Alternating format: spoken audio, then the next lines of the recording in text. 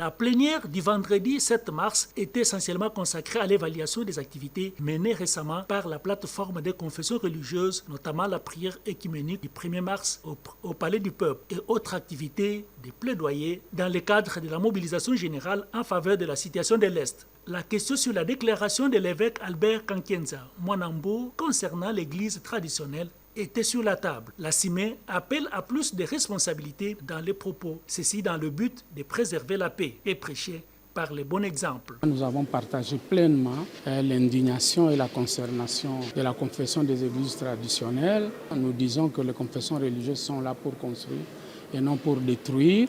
C'est pour cela que non seulement nous avons demandé aux autorités de la confession des églises traditionnelles de prendre les responsabilités pour éteindre le feu, mais aussi à l'archevêque Kankienza, qui est un grand croyant, un grand pasteur, une grande personnalité de ce pays, de prêcher par l'exemple. D'abord de reconnaître que ce qui a été dit n'est pas digne de lui.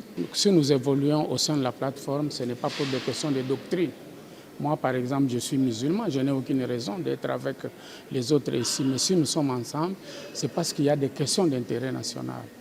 Tout ce que nous lui demandons ici, c'est de présenter ses excuses à ceux qui ont été vexés par ces propos pour nous permettre d'aller de l'avant en toute solidarité.